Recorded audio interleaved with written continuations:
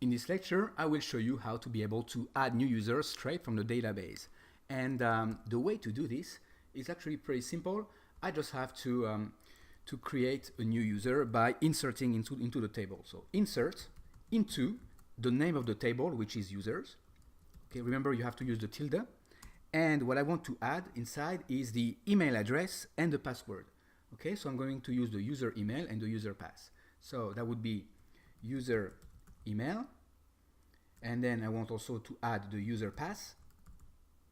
And now I'm going to say what I'm going to add inside. So I click on, I add values, and then I'm going to type which values I want to add. And the values, let's say I want to add, the first one would be, let's say, user1@test.com. All right, that's going to be the user email address. And as you can see, I'm not using the tilde here, I'm using the single quote. You can also use a double quote, that would also work here. All right, and then for the password, I want the password to be encrypted so that people cannot read it straight from the database. Many people make this error that forget to encrypt it. So you can use MD5 or SHA-2 to be able to encrypt it. It's already included inside of MySQL. So I'm going to use SHA-2, it's pretty good. And I'm going to encrypt the password. The password will be encrypted to test. I'm just gonna put password, even though that's not very good, but still password. And the length of the encryption will be 256. That's pretty long already, and that's good enough. All right. Having done so, I can close that and close the value. So I close this with the parentheses and close the other one as well. All right. Put a semicolon at the end, and now you can run this. How do you run this? Well, you can select the line and then click on run right here, or you can just press Command Enter.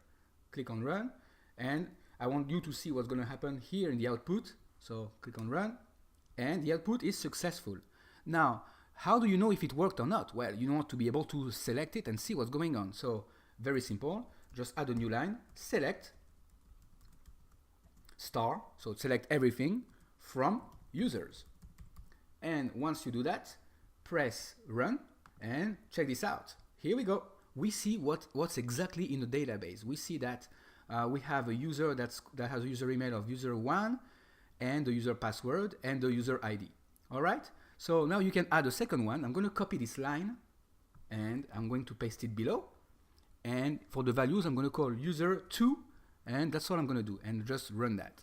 Now check this out. I'm going to run this, and then I'm going to do select statement. And check this out. Now I have two users with the user ID that's incrementing automatically from 1 to 2 and so on. All right. Now, if I try to add the user again, look what happens.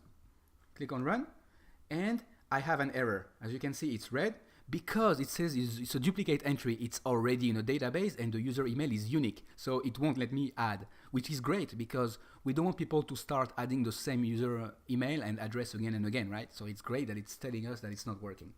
All right, so that's all we need to know right now for creating users. Now, if you want to practice, sometimes you might want to be able to remove the database and the table so that you can drop it. So you can write drop table if exists.